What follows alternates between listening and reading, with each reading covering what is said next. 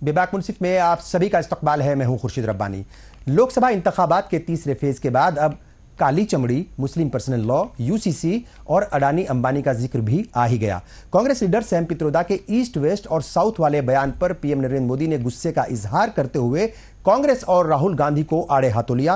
PM ने कहा कि शहजादे के फिलोसफर ने चमड़ी के आधार पर मुल्क की आवाम को गाली दी है, यह बर्दाश्त के काबिल नहीं है। हालांकि कांग्रेस ने फौरन ही खुद को सैम पित्रोदा के बयान से अलग कर लिया था। उधर इस बयान पर हंगामा मचने के बाद सैम पित्रोदा ने भी अपने ओहदे से इस्तीफा दे दिया, जिसे फौरन कांग्रेस के जो प्रेसिडेंट हैं उन्होंने एक्सेप्ट भी कर लिया। अगर इसके अलावा हम बात करें तो नरेंद्र मोदी ने आज अडानी और अंबानी का नाम लेकर खुले मन से राहुल गांधी को घेरने की कोशिश की। वहीं राहुल गांधी ने भी एक वीडियो जारी कर पीएम नरेंद्र मोदी को उन्हीं के अंदाज में जवाब दिया। उधर होम मिनिस्टर अमित शाह की अगर हम बात करें तो उन्होंने आज उत्तर प्रदेश में मुस्लिम पर्सनल लॉ, यूसीसी और पाकिस्तान का जिक्र करते हुए समाजवादी पार्टी पर जमकर निशाना साधा। आज बेबाक मुनसिफ में हम इसी मुद्दे पर चर्चा करेंगे कि आखिर तीसरे फेज के बाद, हालांकि अगर देखा जाए पहले फेज के बाद ही, मगर अब चूंकि तीन फेज की वोटिंग हो चुकी है, तीन फेज के लिए जो वोट है डाले जा चुके हैं, तो उसके बाद बड़ी बड़ी पार्टियों के बड़े बड़े लीडर्स जो हैं वो असल मुद्दों से बार बार क्यों भटक रहे हैं, इसी पर हम बात करेंगे। जानने की कोशिश करेंगे कि असल वजह क्या है, क्यों 10 साल की हुकूमत के बाद भी रूलिंग पार्टी को मुसलमान, पाकिस्तान, यूसीसी, मुस्लिम पर्सनल लॉ जैसे इश्यूज को उठाना पड़ रहा है, उनका सहारा लेना पड़ रहा है। बहरहाल इस मसले पर बात करने के लिए कई खास मेहमान मेरे साथ जुड़ चुके हैं। बीजेपी से अनिरुद्ध प्रताप सिंह हमारे साथ जुड़ चुके हैं, बीजेपी से अनिरुद्ध प्रताप सिंह, कांग्रेस से रोहन सिंह, समाजवादी पार्टी से धर्मेंद्र सिंह और जाने माने सहाफी रजा हुसैन रिजवी साहब भी हमारे साथ जुड़ चुके हैं। तमाम मेहमानों का मैं इस्तकबाल करता हूं, स्वागत करता हूं। और एक अहम बात यह कि बहुत सी बार, कई बार जो है वो एक लीडर अगर बोल रहा है, एक अगर कोई पैनलिस्ट बोल रहा है तो दूसरा उसको टोकता है। तो मैं रिक्वेस्ट करूंगा तमाम जितने भी पैनलिस्ट हैं कि वो गौर से सुने बात को और उसके बाद जवाब दें। और अगर आपसे कहीं कोई सवाल किया जाए एंकर की तरफ से, सवाल कर लिया और फिर बीच में एक बार और सवाल कर लिया, कोई सप्लीमेंट्री क्वेश्चन पूछ रहा, तो उस पर भी कई बार गुस्सा हो जाते हैं। तो मैं रिक्वेस्ट करूंगा कि सवाल को गौर से सुने, दूसरे सवाल को भी गौर से सुने, उसका जवाब दें। सबको बोलने का बराबर मौका दिया जाएगा। हाँ, यह बात सही है कि क्योंकि बीजेपी के लीडर जो है वो अकेले पड़ जाते हैं, कई बार समाजवादी पार्टी इंडिया ब्लॉक का हिस्सा है और कांग्रेस है ही, तो कई बार बीजेपी के जो लीडर होते हैं या पैनलिस्ट होते हैं वो अकेले पड़ जाते हैं, तो उन्हें थोड़ा ज्यादा वक्त मिल सकता है बाई चांस, अगर ऐसा होगा तो। मगर मेरी रिक्वेस्ट ये है कि हंगामा ना करें, शोर शराबा ना मचाएं, सवाल को गौर से सुने और दूसरे की बात को गौर से सुने और उसका फिर वक्त आने पर जवाब दें।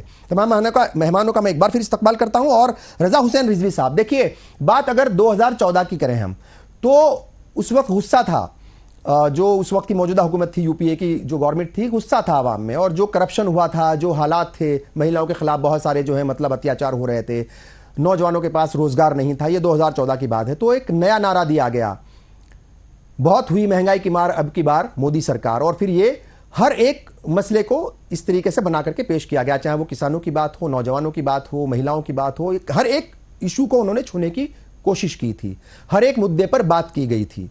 मगर 10 साल के बाद रूलिंग पार्टी की तरफ से जो खासतौर से बयान आ रहे हैं, और तीसरे पहले फेज के बाद हिंदू मुस्लिम शुरू हुआ, फिर दूसरे के बाद जो है वो पाकिस्तान आ गया, अब तीसरे फेज तक आते आते यूसीसी, पर्सनल लॉ और गोरी चमड़ी, काली चमड़ी, हालांकि जिक्र जो है किया कांग्रेस ने, मौका कांग्रेस देती है, दूसरे लोग देते हैं, ये बात भी सच है। आप किस तरीके से इसको देख रहे हैं कि 10 साल के बाद भी हमें पाकिस्तान, मुसलमान, यूसीसी, पर्सनल लॉ और इन तमाम चीजों का सहारा लेना पड़ रहा है? पहला रिएक्शन क्या है, क्या कुछ कहना चाहेंगे? देखिए, ऐसा है कि 2024 का जो लोकसभा का चुनाव है, हाँ, उस चुनाव के अंदर जो सत्ता पार्टी है वो चाहती है कि मैं सत्ता में बरकरार रहूं, और जो विपक्ष है वो चाहता है कि हम कैसे सत्ता में आ जाएं। ये पूरा उधेड़बुन लगा हुआ है पार्टियों में जी। और इस पार्टियों के आधार पे पहले फेज का चुनाव जो हुआ वो एक तरीके से बिल्कुल कहा जा सकता था कि जो राजनीतिक चुनाव है, जो चुनाव होना चाहिए उस तरीके से चुनाव का प्रचार, उस तरीके से बात की जा रही है, गारंटी बताई जा रही है जी। और कहा जा रहा है, और कांग्रेस वाले भी अपनी गारंटी बता रहे हैं कि मेरी गारंटी ये है, मेरा मैनिफेस्टो ये है, और आपका मैनिफेस्टो मुस्लिम लीग वाला है, आपका मैनिफेस्टो जो है पूरा मुसलमानों का है, और जो है इनका मैनिफेस्टो अपना कि साहब हम जो है वो लखपति दीदी देंगे, हम योजनाओं में फायदा देंगे, प्रधानमंत्री आवास को बढ़ाएंगे। तो ये सब बहुत अच्छे तरीके से इसका पब्लिसिटी किया गया और पहला फेज का चुनाव इलेक्शन हो गया जी। लेकिन अब कहीं ना कहीं जब चुनाव आते हैं तो उसमें जो लोग हैं वो समझते हैं, जो ऊपर के लोग बैठे हैं, कि हमारी स्थिति क्या है। हाँ। इसलिए फर्स्ट पेज की स्थिति के बाद जो है कहीं ना कहीं लोगों ने समझा कि हम अपनी पार्टी को और ज्यादा से ज्यादा वोट और लेकर के आए तो उससे हम आगे बढ़े, तो ये अभी चलेगा। अब जैसे अब मैं तो उत्तर प्रदेश का हूं, जैसे भी 13 मई को जो चौथा फेज का चुनाव होना है रब्बानी भाई, जी जी, चाहे वो शाहजहांपुर हो, खीरी हो, धरौरा हो, सीतापुर हो, हरदोई हो, मिश्रिक हो, उन्नाव हो, फर्रुखाबाद हो, इटावा हो, कन्नौज हो, कानपुर हो, अकबरपुर हो, बहराइच हो, ये 13 लोकसभा के चुनाव होने हैं। और ये 13 लोकसभा भारतीय जनता पार्टी के पास इसके मेंबर ऑफ पार्लियामेंट हैं। यानी ये 13 जो है मई को हो रहा है चौथा चरण, इसमें उत्तर प्रदेश में भारतीय जनता पार्टी को 100% रिजल्ट लाना है। यानी 13 के 13 मेंबर ऑफ पार्लियामेंट इनको लाना है, तब ये लगेगा कि भारतीय जनता पार्टी उत्तर प्रदेश में अच्छा काम करके चौथावे जो है चरण का जो है वो पूरी सीट ले गई। तो कहीं ना कहीं हर चीज बहुत सोची समझी रणनीति से पार्टियां काम कर रही है, चाहे वो कांग्रेस हो, चाहे वो समाजवादी पार्टी हो, चाहे वो टीएमसी हो, और चाहे भारतीय जनता पार्टी हो, चाहे बीएसपी हो, चाहे आनंद को हटाना हो। मायावती ने अपने जो है नेशनल कोऑर्डिनेटर को, अपने रिश्तेदार को, अपने भतीजे को हटा भी दिया और हटा करके कहा कि अभी उत्तराधिकारी थे वो जानशी थे, उत्तराधिकारी थे, उनको हटा दिया जी। और वजह क्या थी? वो बयान जो है वो उनका बड़ा वायरल हुआ, शायद वो बड़ी वजह रही जी। बिल्कुल ठीक है। तो जाहिर तौर पर तमाम लोग मेरे साथ हैं। मोहन सिंह जी, आपके पास में आऊंगा। जिस तरीके से आज प्राइम मिनिस्टर बोल रहे थे और तेलंगाना में थे, वो राष्ट्रपति द्रौपदी मुर्मू की चमड़ी का जिक्र उन्होंने किया। उन्होंने कहा कि कांग्रेस के लोग जो हैं वो अब चमड़ी के आधार पर, उसके चमड़ी के रंग के आधार पर या उसकी बिना पर जो है वो बातें कर रहे हैं, फैसले कर रहे हैं, और शायद द्रौपदी मुर्मू को, राष्ट्रपति जो द्रौपदी मुर्मू है, उन्हें हराने के लिए शायद इसलिए जो है वो कांग्रेस आगे आई थी क्योंकि वो काली चमड़ी की थी। बात यहां तक पहुंच गई है। किस तरीके से ये बयानबाजियां हो रही हैं और क्यों बार बार जो है वो जिक्र होता है, मतलब एक इस लेवल पर जाकर के क्यों मतलब जो है वो बात की जाती है और इतने बड़े लीडर्स की तरफ बात हो रही है, अगर तो कहीं ना कहीं अफसोसनाक है। क्या कहेंगे रोहन सिंह जी, क्या आपका रिएक्शन है पहला? खुर्शीद भाई,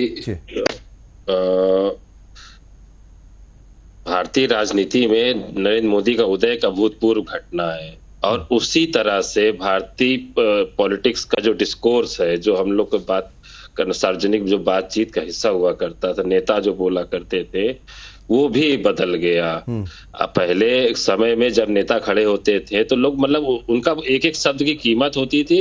वो कम बोलने वाले लोग हुआ करते थे, जहां खड़े होते थे उनके अगल बगल खड़े होते थे, उनको सुनना चाहते थे कि वो बात क्या कर रहे हैं, वो सोच क्या रहे हैं, उनके भविष्य के लिए उनके मन में क्या है।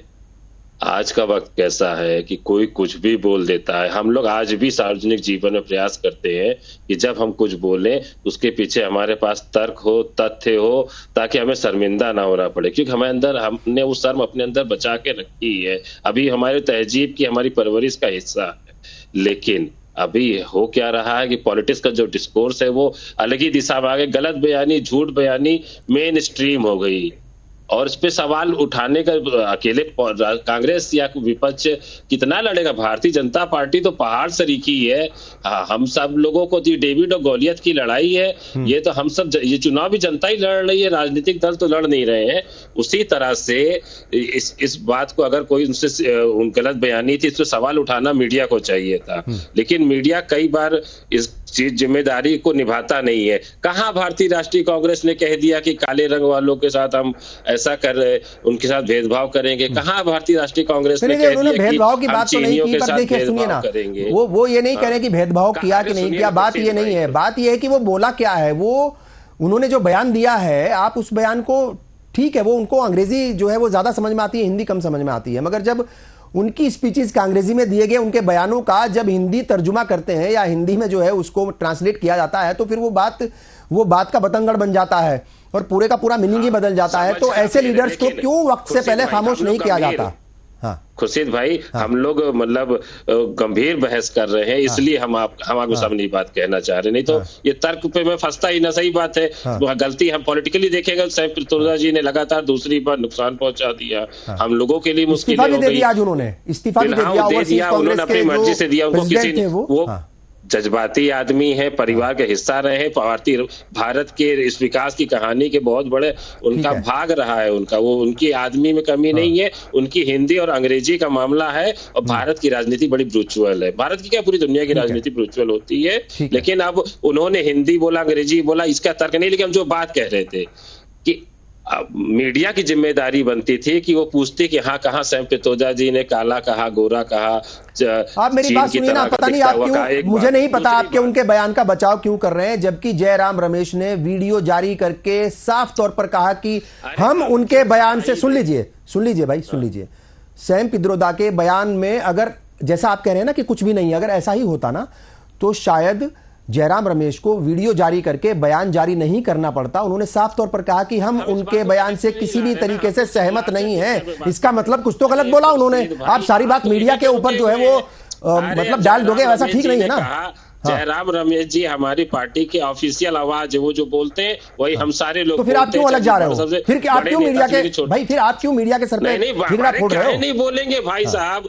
जब बोला मंगलसूत्र, पूरी बात सुनिए, कांग्रेस ने कहा था कि हम भैंस छीन लेंगे, लोगों की भैंस निकाल लेंगे। कांग्रेस ने कहा था कि हम मंगलसूत्र निकाल लेंगे। कांग्रेस ने कहा था कि हम एक्सरे कराएंगे। कांग्रेस ने कहा था कि मुसलमानों को एक्सरे तो कहा है, देश की संपत्तियां बांटेंगे। कहा है एक्सरे तो कहा है, सवाल उठाना किसके एक्सरे तो कहा है, एक्सरे तो कहा है, एक्सरे तो कहा है। एक्सरे का क्या बोला? एक्सरे बोला है राहुल जी मंच से बोलते, मैं भी बता रहा हूं। मौका अगर आपके लीडर्स देंगे, मौका सुनिए भाई, सुनिए रोहन जी बात सुनिए। अगर आपके लीडर्स मौका देंगे तो सामने वाले जो हैं वो सियासत कर रहे हैं, वो फरिश्ते नहीं है। सामने वाली पार्टियां जो हैं उनमें फरिश्ते नहीं बैठे, सियासतदान बैठे हैं। वो बात का बदंगड़ बनाएंगे ही बनाएंगे। बात को तोड़ मरोड़ करके पेश करने का जो एक चलन है ना, वो तो आप सारे लोग जो है उससे जो है वो परेशान है। वो कहा ही जाता है ये कि मेरे बयान का गलत मतलब निकाल गया, लेकिन मौका क्यों दिया जाता है, सवाल ये है।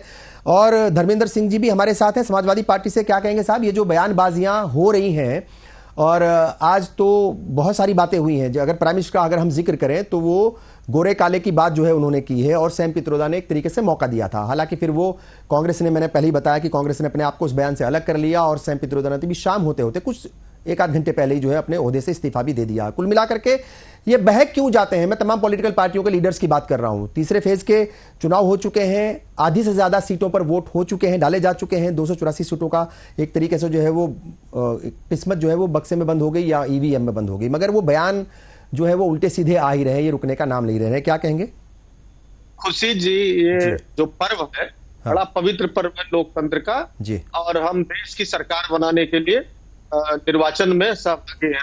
इसी तरह सवाल ये है किसके बयान पर चर्चा हो?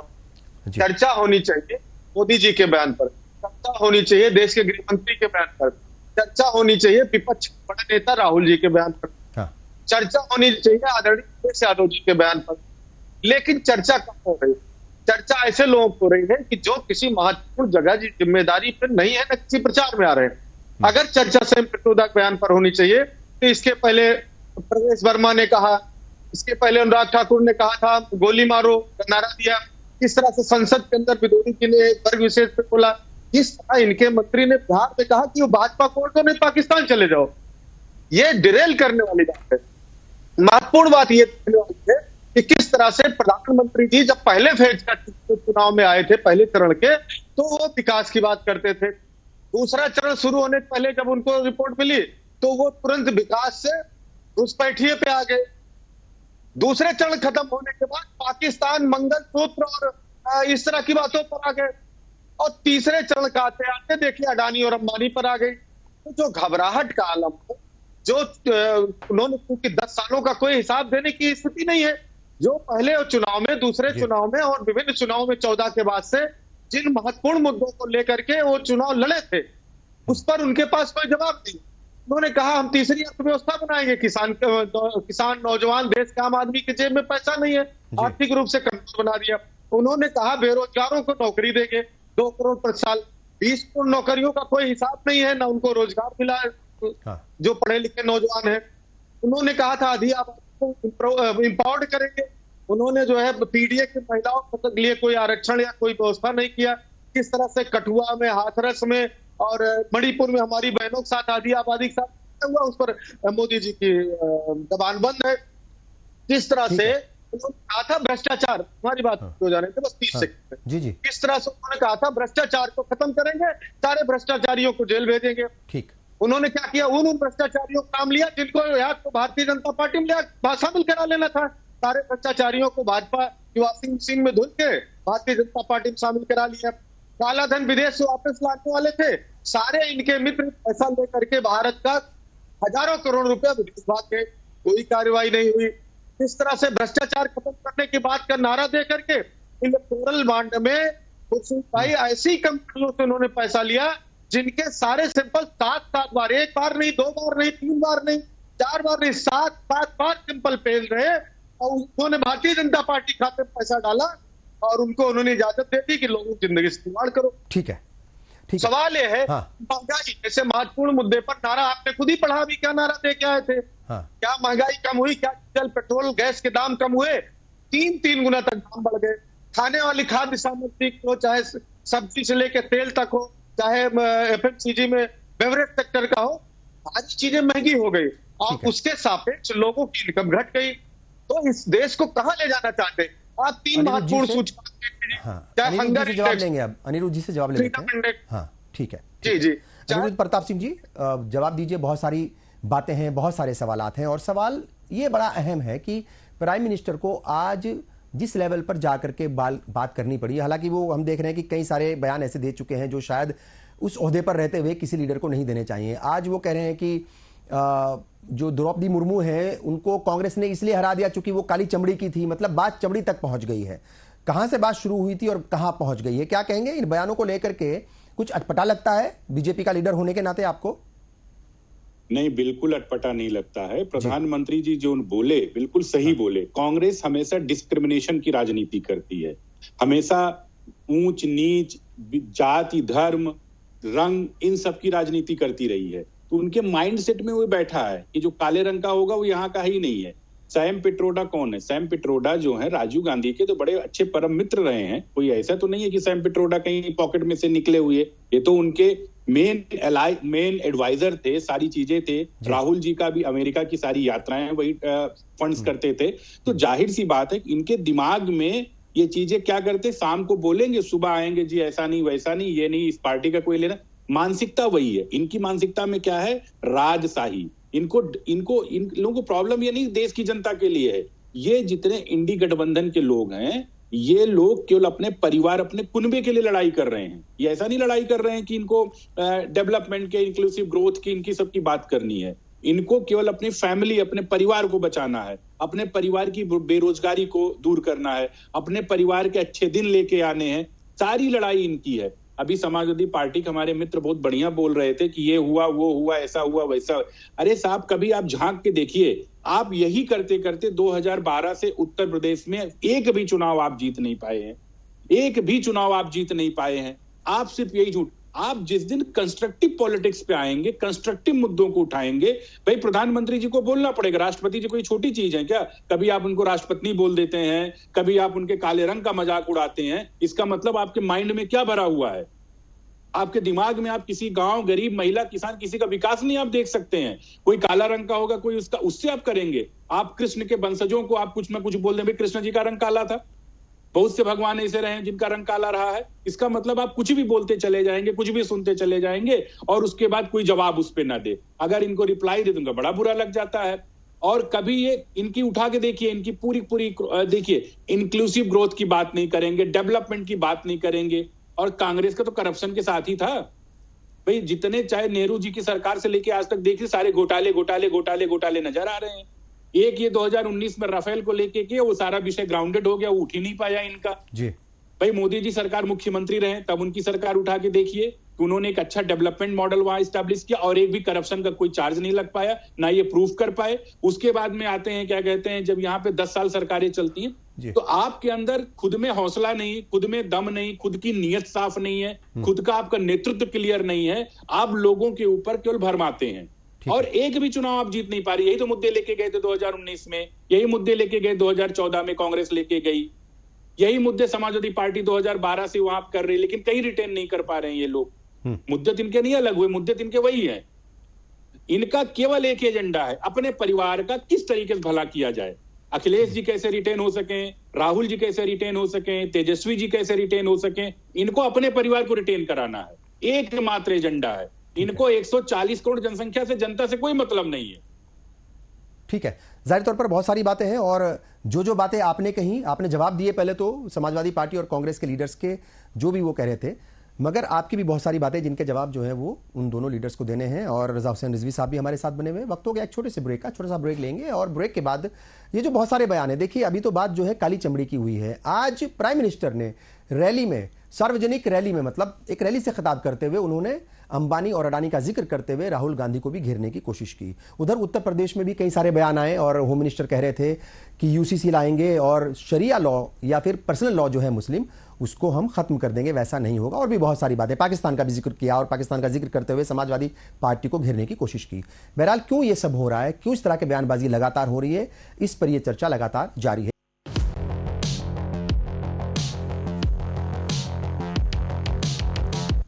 बातें हो रही हैं बयानबाजी की।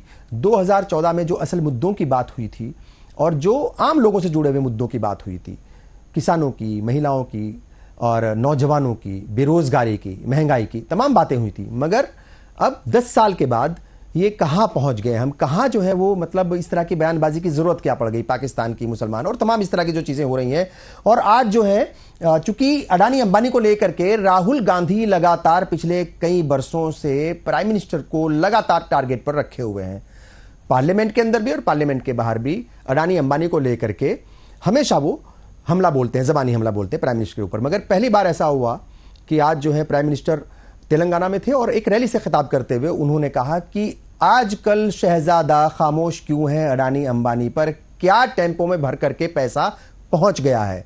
राहुल गांधी ने जवाब दिया एक वीडियो जारी करके, वो कह रहे थे भाजपा के टेम्पो का ड्राइवर और खलासी कौन है ये सब जानते हैं। तो इस तरह की बातें होने लग गई, ड्राइवर खलासी तक की बात हो गई है।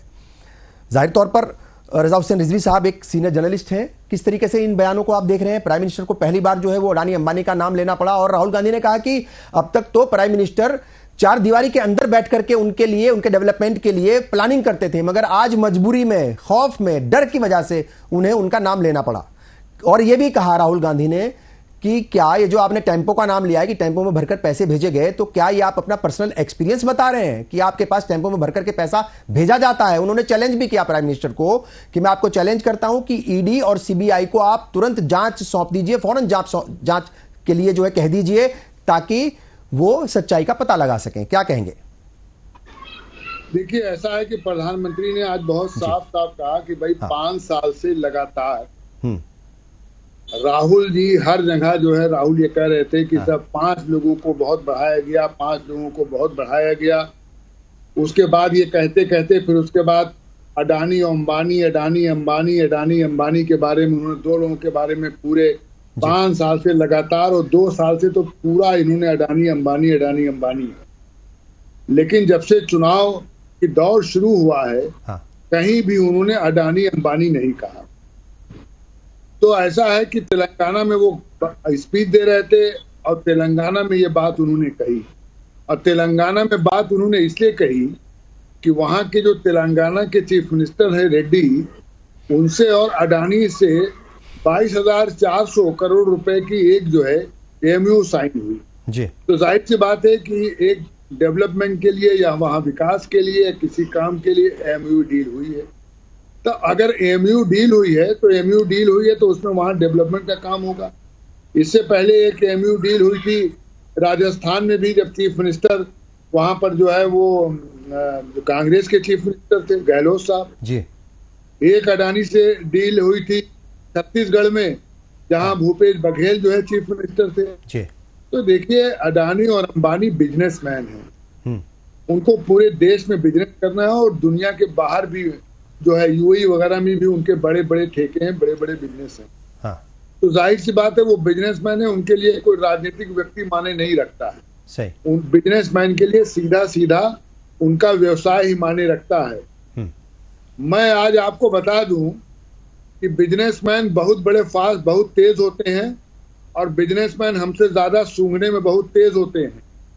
यही बिजनेसमैन जिस दिन सरकार बनेगी मोदी की, उस दिन मोदी के खेमे में बहुत तेज दिखाई देंगे सबसे पहले, और जिस दिन मान लीजिए सरकार किसी दूसरे की बन गई तो राहुल के बगल सबसे पहले खड़े वही दिखाई देंगे, क्योंकि उनका दुनिया में और उनका देश में अरबों रुपया फंसा रहता है। तो वो है बिजनेसमैन। बिजनेसमैन जो है अपना बिजनेस का लाभ हानि देखता है कि हमारा कहाँ नुकसान हो रहा है, कहाँ नफा हो रहा है। उससे कोई किसी पार्टी से कोई मतलब नहीं होता। ये पार्टी वाले समझें कि वो हमारा अपना है, वो हमारी मदद कर रहा है, लेकिन वो किसी पार्टी के हितैषी नहीं। वो हितैषी केवल केवल केवल अपने व्यवसाय के हैं, क्योंकि उनका अरबों रुपया फंसा रहता है। तो इसलिए वो सरकार के साथ नहीं रहते, वो सत्ता के साथ रहते। जिसकी सत्ता होगी वो उसके साथ हो जाएंगे। तो ये लोगों को, राजनीतिक लोगों को अपने दिमाग से निकाल देना चाहिए। तो ये जाहिर थी कि बात आई है। और बात में ये भी प्रधानमंत्री ने कहा कि टेम्पो या ऑटो कहा कि उसमें भर भर के बोरे। हो सकता है भाई ये बड़े बिजनेसमैन हैं, कमीशन देते होंगे। तो पूछा है ना राहुल गांधी ने कि क्या ये आपका पर्सनल एक्सपीरियंस है? आपकी आवाज रब्बानी साहब कट गई है, सुनाई नहीं दे रहा है मुझे। वही राहुल गांधी ने एक वीडियो जारी करके प्राइम मिनिस्टर से सवाल पूछा है कि क्या ये आपका पर्सनल एक्सपीरियंस है जो आप बता रहे हो कि टेम्पो के जरिए पैसा आया है? क्या आपके पास पैसा वैसे आता है? लेकिन आपकी आवाज नहीं आ रही है मेरे पास। अच्छा ठीक है, मैं वापस आऊंगा। रोहन सिंह जी, क्या लगता है? देखिए, प्राइम मिनिस्टर ने सवाल उठाया और प्राइम मिनिस्टर ने पहली बार जो है इस तरीके से जवाब देने की कोशिश की है। वो कभी अडानी अंबानी का नाम लेकर के पार्लियामेंट के अंदर नहीं बोले, डायरेक्ट नाम लेकर के कभी नहीं बोले। इशारों में तो बहुत बातें वो करते हैं। प्राइम मिनिस्टर ने पहली बार कहा है और वजह भी साफ थी, क्योंकि जब राजस्थान में हुकूमत थी, गहलोत साहब जो है चीफ मिनिस्टर थे, तो उनके बेटे जो है वैभव गहलोत RCA के चेयरमैन थे और जाहिर तौर पर जो है उन्होंने पूरी एक प्लानिंग की थी और वो उनको लेकर के आए थे अंबानी साहब को। तो गहलोत साहब मिले थे उनसे और वो डेवलपमेंट के लिए या जो भी है, मतलब MOU साइन हुआ था वहां पर भी। और कुछ महीने पहले हमने देखा था, बल्कि ओथ के कुछ दिन के बाद ही, कि तेलंगाना के अंदर भी अडानी और हुकूमत के दरमियान, जो कंपनी है उसके और हुकूमत के दरमियान MOU साइन हुआ। तो इन्वेस्टमेंट होता है, करती हैं कंपनियां। और जाहिर तौर पर अगर कोई कंपनी दूसरे मतलब जो है मुल्क में जा करके बिजनेस कर रही है तो हिंदुस्तान के किसी भी कोने में वो कर सकती है, उसको हक है। और मगर सवाल बहुत सारे उठाए जाते हैं। अब सवाल ये उठाया है प्राइम मिनिस्टर ने कि भाई वजह क्या है, क्यों खामोश हो गए इंतखाबात के वक्त, चुनाव के वक्त जो है अडानी अंबानी के नाम पर चुप क्यों हैं राहुल गांधी? क्या जवाब देंगे, क्या वजह है, क्या स्ट्रेटजी है? हालांकि मैंने सुने हैं कई सारे बयान, राहुल गांधी बोले हैं, मगर प्राइम मिनिस्टर सवाल पूछ रहे हैं तो जाहिर तौर पर जवाब तो देना पड़ेगा। बात इतनी सी है खुर्शीद भाई जी कि क्या कहते हैं, अडानी जी या अंबानी या कोई भी जिस तरह की गवर्नमेंट के साथ जो इन्वॉल्व, वो स्ट्रेटेजिक सेक्टर होते हैं, कुछ ऐसे काम होते हैं जिसमें सरकारें जब बदलती है तो अगली सरकारें जो होती हैं उनके जो पिछले कॉन्ट्रैक्ट उनको कैरी फॉरवर्ड हो रहे होते हैं, तो उनको वो दोबारा फिर से डायरेक्टर लेवल पे दोबारा फिर से साइनिंग और सारी चीजें, रिस्पॉन्सिबिलिटी हैंड ओवर और ब्रीफिंग होती है। ये जनरल चीज है, ये हर एक पूरे देश में होती है। ये इसलिए बहुत सारी MOU साइन हुआ, डेफिनेटली इन्वेस्टमेंट के लिए उन्होंने गए थे, इन्वेस्टमेंट समिट हुआ था उसमें वो भी आए थे। वहां हम एक किसी व्यवसायी को ये नहीं कह सकते हैं कि, और अडानी जी को ही, अडानी जी का जो मान लीजिए कि जो भी उनका पैसा फंसा होगा, जो उन्होंने देश को पैसा, उनका देनदारी बनती है, जितना फायदा, मतलब राहुल जी ने तो स्पष्ट बात कही है ना, उसमें कोई सोचने की बात नहीं। उन्होंने कहा जितना पैसा नरेंद्र मोदी जी ने गलत तरीके से अपने दोस्तों को दिया होगा, उतना पैसा राहुल गांधी जी सरकार बदलने के बाद, नई सरकार बनने के बाद देश की गरीब आबादी को देंगे। इस एकदम सीधी लाइन है, यही इंप्लीमेंट होगा। ठीक है। आप अगर नरेंद्र मोदी जी ने गलत पैसा दिया होगा तो गलत पैसा वसूल लिया जाएगा। इसके लिए घबराने की बात किसी के लिए होनी नहीं चाहिए, किसी की नहीं, जो भी स्टेक होल्डर। एक बात। दूसरी बात ये हुई कि राहुल गांधी जी तो रोज बोलते हैं, राहुल गांधी जी ने बोला संसद से बाहर कर दिए गए, महुआ मोइत्रा जी ने बोला महुआ मोइत्रा जी बाहर कर दी गई, संजय सिंह ने बोला संजय सिंह बाहर कर दिए गए। कौन आदमी बोल पाता है उनके खिलाफ भाई साहब? सारे चैनल, सारा सब कुछ उनके पास है। बताया तो ये डेविड और गोलियत की लड़ाई, बहुत बड़े लोग हैं, इनसे इनको ये नरेंद्र मोदी जी ने पता जटिल आदमी है, पॉलिटिक्स वो जटिल तरीके से करते हैं। उन्होंने आज पहली बार मंच पे बोला है, इसका मायने है, इसका मायने ये है कि वो आम जनता को बीच में अपना मैसेज भेज रहे हैं, अपने रिश्ते की सौरक्ति कर रहे हैं। उसको आप ये कह सकते हैं कि जब वो एक बार कोई चीज ओपन हो जाती है तो उसके बाद फिर बहुत हिचक नहीं रह जाती बताने करने। तो वो उस पॉइंट पे है। और चुनाव आगे का जटिल है, आधा चुनाव गुजर गया, आधा बचा है। हाँ, आधे से थोड़ा ज्यादा हो गया है। धर्मेंद्र सिंह जी क्या कहेंगे? ये जो प्राइम मिनिस्टर का बयान था आज का, और वो सीधे तौर पर उन्होंने खुले मन से बोला, अडानी अंबानी का नाम लिया, और कमाल की बात यह है कि जिसके लिए राहुल गांधी उन्हें पिछले कई वर्षों से लपेट रहे थे या मतलब जबानी हमला उनके ऊपर कर रहे थे, आज जो है वो वापस प्राइम मिनिस्टर ने उन्हीं को जो है एक तरीके से सवाल खड़े कर दिए और कह रहे कि खामोश क्यों है। खामोशी पर सवाल जो है उठाया प्राइम मिनिस्टर ने और जिक्र किया टेम्पो में पैसे आते हैं क्या, वो तमाम चीजें हुई। सियासी मायने क्या है प्राइम मिनिस्टर के इस बयान के, किस तरीके से आप देख रहे हैं? क्योंकि सियासत के लोग जो है वो एक उनकी अलग सोच है, वो अलग तरीके से चीजों को सोचने समझने की ताकत रखते हैं। आपके हिसाब से क्या कुछ नफा नुकसान है सियासत में प्राइम मिनिस्टर के इस बयान का? देखिए, तो खुर्शीद जी, क्या प्रधानमंत्री जी ये कहना चाहते हैं कि चाहे गुजरात सरकार ने, उत्तर प्रदेश सरकार ने, भारतीय जनता पार्टी की जिन सरकारों में अडानी अंबानी ने एमओयूज या तमाम कंपनियों ने साइन किए, तो उसमें जो है टेम्पो में भर भर करके भारतीय जनता पार्टी कार्यालय में पैसा गया? इसका मतलब उनका अनुभव है, इसलिए उन्होंने आरोप लगा दिया। दूसरी बात, प्रधानमंत्री जी और भारतीय जनता पार्टी के नेता सुनना नहीं चाहते। हर मीटिंग में ये बताया जा रहा, पार्टी के इंडिया गठबंधन सारे नेता कह रहे हैं कि किस तरह से पूरे देश की संपत्ति 2-4 लोगों में मोदी जी ने उठा करके दे दी है।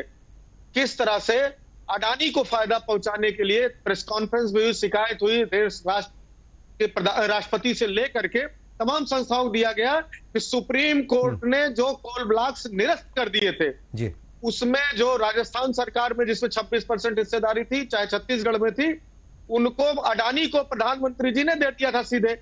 और वह कोयले जो कोल इंडिया का कोयला जो स्टेट सेक्टर का हिस्सा था, उसको 2300 रुपए टन मोदी जी उनको अडानी जी को फायदा पहुंचाने के लिए मोदी जी ने दे दिया था।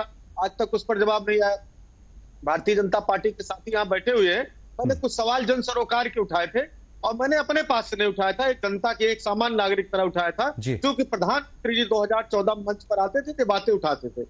उसका जवाब इन्होंने नहीं दिया। प्रधानमंत्री जी ने कहा मुझे गंगा जी ने बुलाया है, मां गंगा ने बुलाया है और गंगा जी को मैं साफ करूंगा। आप एनजीटी की रिपोर्ट है, एनजीटी ने भी कोर्ट में बड़े गंभीर सवाल उठाए कि 12 ऐसे डिस्ट्रिक्ट है जहां एक भी टेंडरी नहीं बनी जो पानी साफ करे, जो नालों को साफ करके पानी दे, वहां काम ही नहीं शुरू हुआ, वहां कुछ भी नहीं है। उन सीमाओं की सुरक्षा की बात की थी। आप लद्दाख के अंदर देख लीजिए, नॉर्थ ईस्ट का नारा लगाते थे।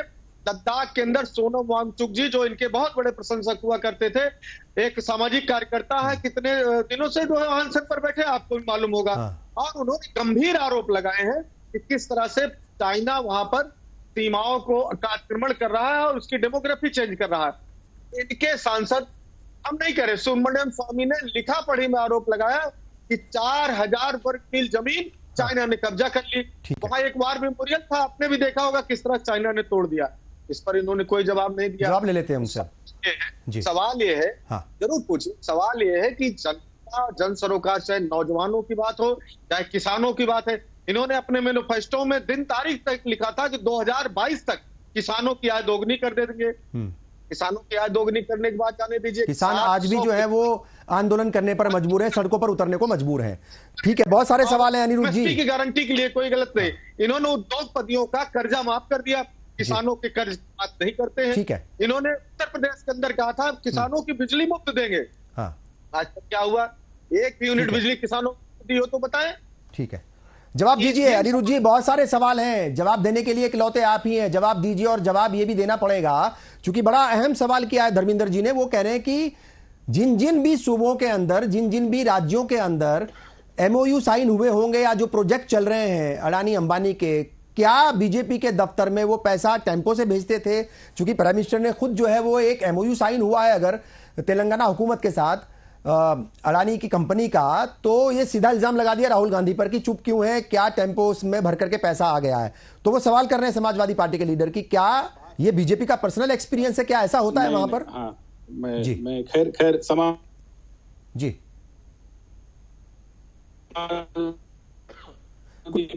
कुछ शायद सर आपका टेक्निकल इशू कह लीजिए या नेट का कुछ। सहारा कैसे पैदा हुआ? हाँ, जी ठीक है। सहारा का क्या कैसे पैदा हुआ, लोगों का पैसा लेके चले गए, सारी चीजें, उस पर चर्चा नहीं। आपकी एक अहम बात है यहाँ पे जी, जो आज प्रधानमंत्री जी ने रैली में बोला।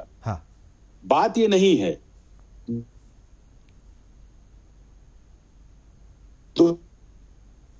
शायद कुछ नेटवर्क का इशू है, मैं चाहूंगा कि 2014 कुछ इशू है सर, कुछ इशू है। टेक्निकल टीम से मैं कहूंगा वो आपसे राब्ता करेंगे और जल्दी से जल्दी इस मसले को हल करके फिर वापस आपके पास आऊंगा। रजा हुसैन रिजवी साहब, आपको क्या लगता है कि देखिए ये तो सवाल जायज तो है, ये तो अगर मतलब जो है जिनके ऊपर इल्जाम लगाया जा रहा है, जिन नेता के ऊपर, वो पार्टी के दूसरे लीडर और या दूसरी पार्टियां भी ये सवाल तो उठाएंगे कि भाई ये जो MOU है ये तो साइन होते हैं, ये तो मतलब जो है कारोबारी लोग हैं, हर स्टेट में जाएंगे, हर सूबे में जाएंगे, अलग अलग तरीके से वहां पर जो है कारोबार करेंगे या जो है अपने प्रोजेक्ट्स लगाएंगे। तो इस तरह का प्राइम मिनिस्टर अगर इल्जाम लगाते हैं तो ये राहुल गांधी ने भी सवाल पूछा है और समाजवादी पार्टी के लीडर भी पूछ रहे हैं कि क्या ये पर्सनल एक्सपीरियंस है, क्या मैंने क्या है इन तमाम बातों के, मतलब क्यों प्राइम मिनिस्टर को ऐसी बात बोलनी पड़ी होगी? क्या लगता है रजा हुसैन रिजवी साहब? जब तक उनका नेटवर्क ठीक हो या उनका कनेक्शन ठीक हो, कम से कम अल्फाज में जवाब दीजिएगा। जी जी देखिए, ऐसा है कि आज इस पर जो कांग्रेस के प्रवक्ता हैं दुबे ने, जी वो एक इम्पोर्टेंट चैनल पर बैठ के बताया कि चुनाव के समय कम से कम 103 बार अडानी का नाम लिया है और 33 बार जो है अंबानी का नाम राहुल गांधी ने लिया है।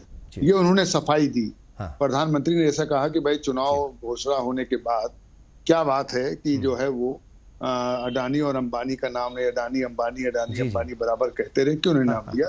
तो उसका सफाई इनके दुबे जी एक प्रवक्ता हैं और उसके आगे का नाम मैं भूल रहा हूँ। जी। तो वो 103 बार जो है वो अडानी का नाम लिया और 33 बार अंबानी का उन्होंने नाम लिया।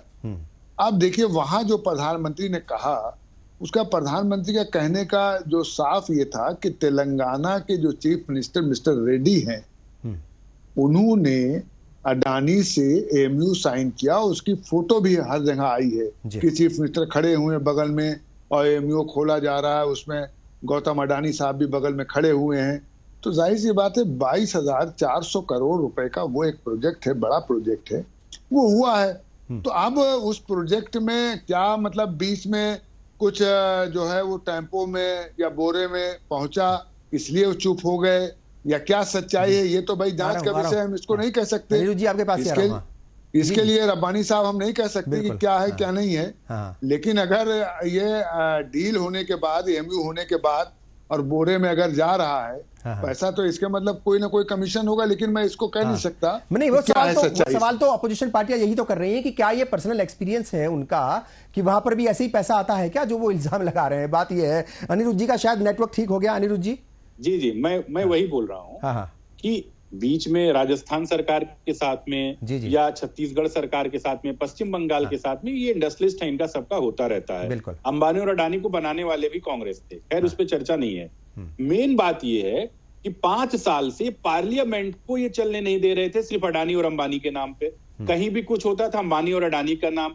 इनको सफाई क्यों देना पड़ रहा कि 45 दिन हो गया इनको चुनाव प्रचार करते हुए, केवल 103 बार बोलना पड़ा, सफाई देना पड़ा, जहां पे दिन भर में 5 प्रेस कॉन्फ्रेंस करती थी कांग्रेस अपने हेडक्वार्टर में बैठ के केवल अंबानी और अडानी के नाम पर। आप अगर 5 साल तक पार्लियामेंट से पंचायत तक आपका बूथ कार्यकर्ता, शायद इनका है नहीं, लेकिन जिले के कार्यकर्ता से लेके राष्ट्रीय कार्यकर्ता के हर व्यक्ति को दिन भर में 10-10 प्रेस कॉन्फ्रेंस, ठीक है, ये प्रेस कॉन्फ्रेंस करते थे। आप क्या हो गया 45 दिन में सिर्फ 103 बार आपको कोट करना पड़ रहा है टीवी चैनलों पे जाके? आप क्यों नहीं बोल पा रहे? तो कुछ ना कुछ लोग समझते हैं, लोग कहेंगे ना भैया 5 साल इनके लिए चिल्ला रहे थे हम और अचानक क्या हुआ, मुंह बंद हो गया। पर वो तो कह तो रहे 100 से ज्यादा बार नाम लिया है।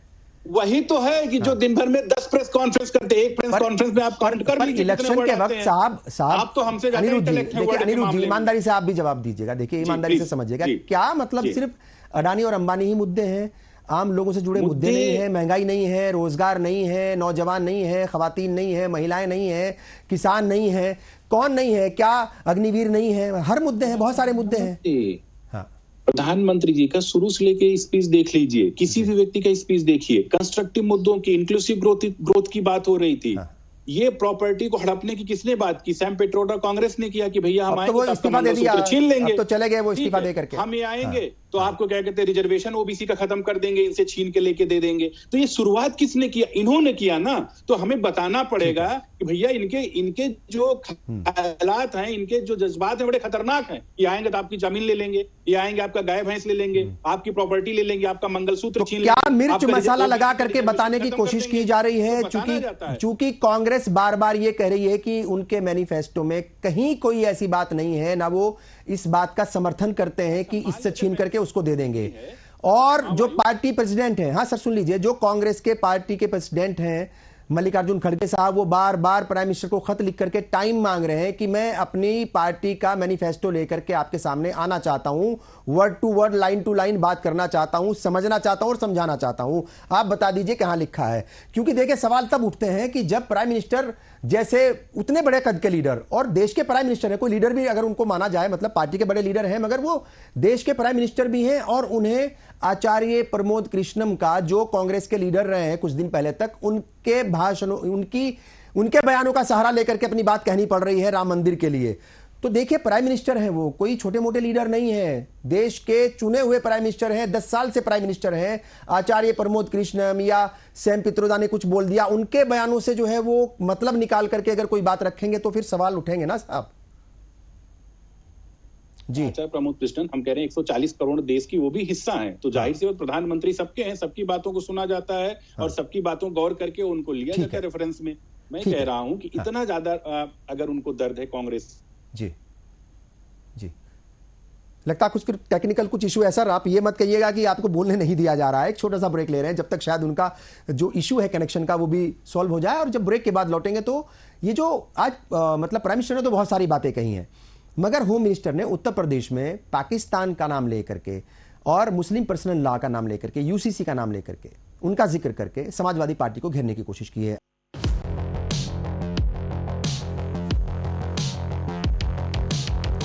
बात हो रही है लीडर्स के बयानबाजी की, वो क्यों तीसरे फेज तक आते आते जो है वो तीसरा फेज भी खत्म हो गया जाहिर तौर पर, और अब चौथे फेज की तरफ हम बढ़ रहे हैं, मगर जो बयानबाजी है वो ऐसी हो रही है जो नहीं होनी चाहिए, और जो असल मुद्दे हैं उससे हट करके कहीं ना कहीं जो लीडर्स हैं, बड़े लीडर्स, वो डिरेल हो रहे हैं।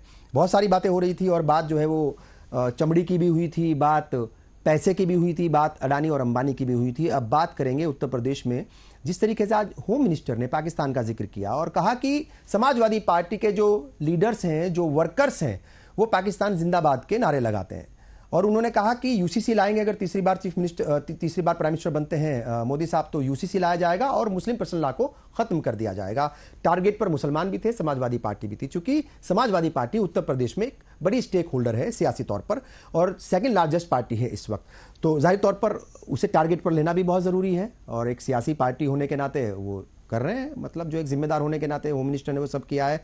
क्या कहेंगे साहब? धर्मेंद्र सिंह जी, पाकिस्तान के नारे लगाते हैं आपके लोग, आपके नेता भी पाकिस्तान जिंदाबाद के नारे लगाते हैं, मुस्लिम परस्त हैं आप लोग, क्या कर रहे हैं? ये खुर्शीद जी मिनिस्टर कह रहे हैं, मैं नहीं कह रहा हूं। खुर्शीद जी, कितने दुख की बात है, देश के गृह मंत्री बयान दे रहे हैं तो उन्होंने क्या कार्रवाई किया? क्या वो चाहते हैं किस तरह के नारे लगे? मतलब शर्म आनी चाहिए। दुनिया के सबसे मोदी है, उसके बाद गृह मंत्री जी, देश के दो सबसे बड़े झूठ बोलने वाले लोग, इसको पूरा देश देखा है। सवाल यह है कि गृह मंत्री जी आप हैं और किसके चुनाव, जिसने किसानों के ऊपर गाड़ियां चढ़ा करके उनकी जान ले ली, ऐसे को गृह राज्य मंत्री बना कर रखा, एक बार भी इतनी मांग के बाद भी इस्तीफा नहीं लिया और दोबारा उसको टिकट दे दिया, और टिकट ही नहीं दिया। गृह मंत्री जाके के लोगों से कहते हैं कि आप इनको जिता के भेजिए, इनको और बड़ा आदमी बनाएंगे। एक बार तो इनको खेत में ले गए, किसानों के ऊपर गाड़ी चढ़ा दिए, अब इतना बड़ा आदमी बना के हजारों करोड़ रुपए जिस तरह के तमाम बड़े मित्र विदेश चले गए, उसको भी ट्रेनिंग का अगला पड़ाव हो सकता है देश के बाहर। ये तो ग्रेस के गृह मंत्री की भाषा है, इनसे पाकिस्तान का नाम न ले, उत्तर प्रदेश के अंदर इनका भाषण पूरा होगा।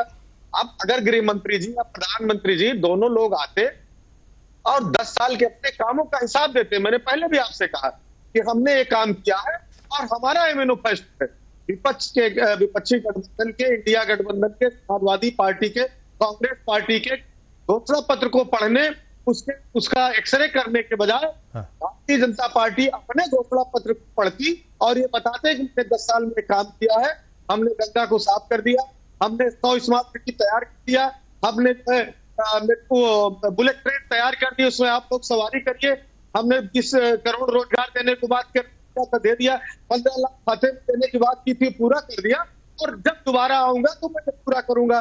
बजाय इसके पाकिस्तान हनुमान, उनकी एक सांसद जिनको अमेठी करारा जवाब देने जा रही तो करे तो मैं हनुमान हूं, मैं जो है लंका में आग लगाने जा रही हूँ, कहाँ जा रही है, कौन सी लंका, कौन सा अनुमान है, भगवान जाने। तो इनके बयानों का एक ही नहीं पाते क्या बोलते हैं। ठीक है, अच्छा होता है प्रधानमंत्री है, पार्टी से ऊपर उठ के ये कहते हैं 140 करोड़ लोगों की बात, और मंच पे आकर के चुनाव में कह रहे हैं कि घुसपैठिए। भाई आप संविधान को नहीं मानते क्या?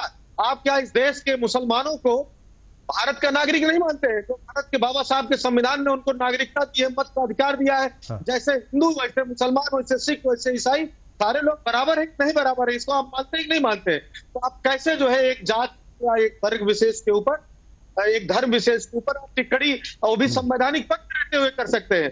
चुनाव आयोग को कार्रवाई करना चाहिए। चुनाव आयोग ने पहली पीसी में अपने कहा, वर्तमान चुनाव आयुक्त ने, कि किसी को भी निर्वाचन में धर्म और जात के आधार पर मत मांगने या प्रचार करने नहीं दिया जाएगा और करने का अधिकार नहीं है। क्या उनको प्रधानमंत्री जी का भाषण जिसमें वो मुसलमान की बात करते हैं, अल्पसंख्यक की बात करते हैं, वो नहीं सुनाई दिया? क्या उस पर कोई कार्रवाई नोटिस तो भेजा है साहब, एक नोटिस तो भेजा है शिकायत पर, कांग्रेस ने शिकायत की, एक नोटिस जरूर भेजा है बस। हाँ नहीं, नोटिस देना जी जी, नोटिस जिसने अपराध किया है, जिसने बयान दिया, उसको देने के बजाय ये पहली बार चुनाव आयुक्त ने पार्टी के राष्ट्रीय अध्यक्ष दिया, बाकी नेताओं तो सीधे नोटिस देते हैं। ठीक है, क्या डबल स्टैंडर्ड है। हाँ। फिर भी वो संवैधानिक संस्था, उस पर कुछ नहीं कहूंगा, लेकिन मैं जरूर चाहूंगा एक आम नागरिक के नाते कि उस पर चुनाव आयोग संज्ञान ले और उनकी कार्रवाई करे। ठीक है, नहीं इस तरह बयान इनके जो है किस तरह से देश को तोड़ने वाले होते जाते हैं। ठीक है, पूरी के हाँ अच्छा, ये बयान था। दूसरा एक और बयान का मैं जिक्र करता हूं, कांग्रेस से सवाल होगा, वो रोहन सिंह जी आपसे सवाल मैं पूछूंगा, और वो ये है कि हिमाचल का जो मंडी मतलब जो है लोकसभा जो हल्का है, लोकसभा सीट है, वहां पर जो जेपी नड्डा हैं, बीजेपी के नेशनल प्रेसिडेंट है, वो इंडी अलायंस का नाम लेकर के कह रहे थे कि भाई इंडी अलायंस जो है वो असल में ऐसी पार्टियों का गठबंधन है जो सिर्फ अपने परिवारों को ही आगे बढ़ाने का काम करती है और समाज को बांटने का काम करती है, भ्रष्टाचार फैलाने का काम करती हैं।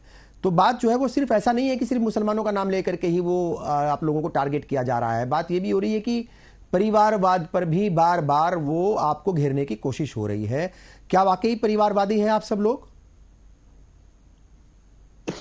समय मिला है तो समय का सही उपयोग करना चाहेंगे। हाँ।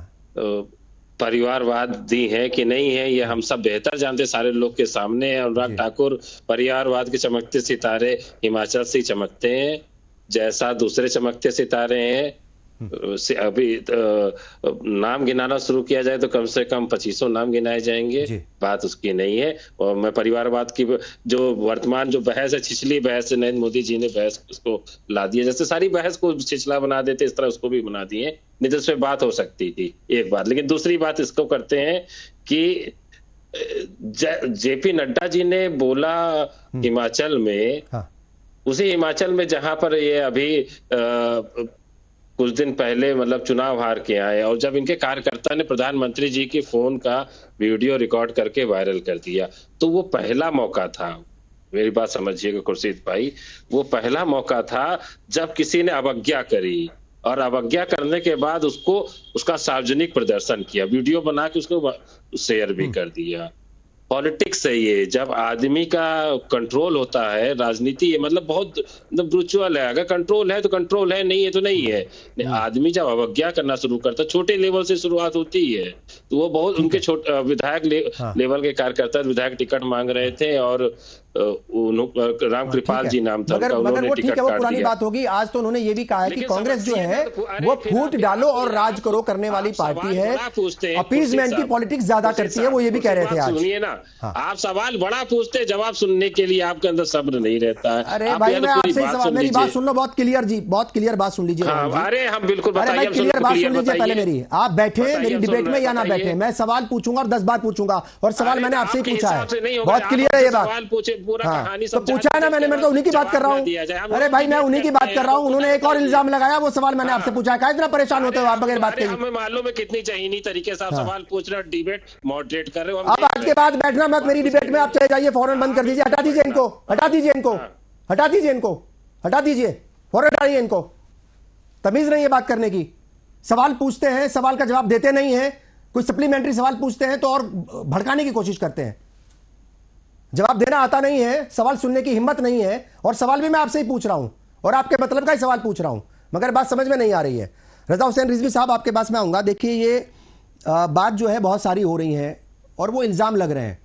आज जो बोला है अमित शाह ने, समाजवादी पार्टी को जाहिर तौर पर वो टारगेट कर रहे थे, क्योंकि उनको भी पता है कि कांग्रेस जो है वो बहुत ज्यादा स्टेक नहीं रखती उत्तर प्रदेश में। समाजवादी पार्टी को कहा है उन्होंने, और समाजवादी पार्टी को पाकिस्तान का नाम लेकर के कहीं ना कहीं टारगेट करने की कोशिश की गई है। क्या लगता है, क्या कुछ असर लोगों के ऊपर पड़ रहा है आज भी? क्या पाकिस्तान और मुसलमान के नाम पर जो है वो सियासत लोग मानते हैं, या वो इससे आगे निकल चुके हैं?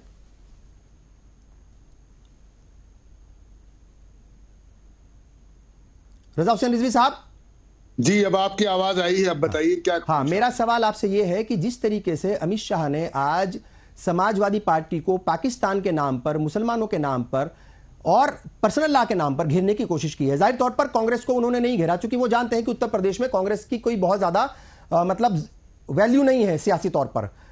क्या उत्तर प्रदेश के जो वोटर्स हैं, वो आज भी हिंदू मुस्लिम, पाकिस्तान और इन मसलों पर उलझे हुए हैं, या इससे आगे निकल चुके हैं? देखिए, ऐसा 2-3 चीजों पे कहते हुए आगे बढ़ूंगा। एक तो सीए का मामला आम जनता ठीक से जान ले कि पड़ोसी देशों में, विशेष रूप से पाकिस्तान, बांग्लादेश, अफगानिस्तान में भारतीय मूल के 6 धार्मिक अल्पसंख्यकों हिंदू, सिख, बौद्ध, जैन, पारसी एवं ईसाई को भारत की नागरिकता देने का प्रयास है। भारत के किसी भी मुसलमान की नागरिकता छीनने का प्रावधान नहीं है। इसे लेकर षड्यंत्र पूर्वक मुसलमानों को गलत समझाया जा रहा है, पहला। दूसरा, यूसीसी के बारे में किसी भी तरह की मजहबी पहचान को कोई खतरा नहीं है, इसलिए देश के मुसलमान पूरी तरह से सुरक्षित हैं। इस बात को सभी मजहबों और पंथों ने समझा है, सिर्फ मुसलमान को गलत समझाया जा रहा है। इससे भड़कने से बचें और दंगा मुक्त भारत के निर्माण में भागीदार न बने। दो, तीसरा, जो मुसलमान की बात आ रही है, इससे पहले जो है वो तीसरे फेज होने से पहले भी मुसलमान की आरक्षण की बात बहुत की गई, और कि साहब आरक्षण जो है वो ओबीसी और एससी का जो आरक्षण है उससे काट के मुसलमानों को आरक्षण दिया जा रहा है। मेरा ये साफ कहना है कि पूरे देश में सर्वे करा लिया जाए, मुसलमान से पूछा जाए तो मुसलमान कहेगा कि मैं आरक्षण के फेवर में नहीं। अब पार्टियां जबरदस्ती आरक्षण देना चाह रही हैं तो दें, लेकिन कोई भी मुसलमान रिजर्वेशन नहीं चाहता, उसका रीजन है। ठीक है। पैगंबर मोहम्मद मुस्तफा सल्लल्लाहु अलैहि वसल्लम ने कहा कि तुम रोजी रोटी के लिए सुबह सूरज निकलने से पहले निकल जाओ और सूरज गुरूब होने तक अपने घर पर वापस आ जाओ। पैगंबर इस्लाम की बीबी जनाब खतीजा बहुत बड़ी ताजिर थी, बिल्कुल बहुत बड़ी तिजारत करने वाली थी। उनकी शादी में इतना सोना मिला था रब्बानी साहब। सर, इस मसले पर बात किसी और दिन करेंगे, अभी सियासत पर रह लीजिए, चूंकि वक्त की भी कमी है। प्लीज उत्तर प्रदेश पर ही आ जाइए आप, प्लीज, चूंकि वक्त की कमी है। तो उत्तर प्रदेश में जो चुनाव अभी होने वाला है, जो फेस है आपका 13 मई को, ये चौथा चरण का जो चुनाव है 13, इसमें 13 की 13 सीट भारतीय जनता पार्टी के पास है। और वो चैलेंज होने बचाए रखने का। पार्टी ये 13 के 13 सीट लेना चाहती है। ठीक है, क्योंकि बिल्कुल ठीक है। चूंकि वक्त की कमी है सर, मैं माफी चाहूंगा, वक्त की कमी है, और मैं तमाम मेहमानों का शुक्रिया अदा करूंगा। और मैं हमेशा कहता हूं, देखिए ये 2-3 बार से हो चुका है ऐसा, अगर सवाल पूछते हैं तो ना जाने क्यों जो है वो उनको परेशानी होने लगती है। वो परेशानी नहीं होनी चाहिए, और अगर आपको परेशानी होती है तो फिर किसी भी टीवी चैनल पर मत बैठिएगा, ये मेरी रिक्वेस्ट है उन लोगों से जिनको बुरा लगता है। बहरहाल तमाम मेहमानों का मैं शुक्रिया अदा करता हूं। जाहिर तौर पर ये इंतखाबात का वक्त है, हर रोज नए नए मुद्दे आ रहे हैं, पाकिस्तान का जिक्र हो गया, मुसलमान का जिक्र हो गया, यूसीसी का जिक्र हो गया, तमाम तरह की बातें हो गई, मतलब काली चमड़ी तक का भी जिक्र पॉलिटिक्स में या मौजूदा इंतखाबात में आ गया। जाहिर तौर पर ये कहीं ना कहीं जो पब्लिक है, जो अवाम है, उन्हें भी सोचने की जरूरत है कि इन बयानों को वो कितनी तवज्जो दें और ऐसे बयान देने वालों को वो किस तरीके से सबक सिखाएं। बहरहाल आपने प्रोग्राम देखा, आपका बहुत बहुत शुक्रिया। मुझे और पूरी टीम को दीजिए इजाजत। आदाब।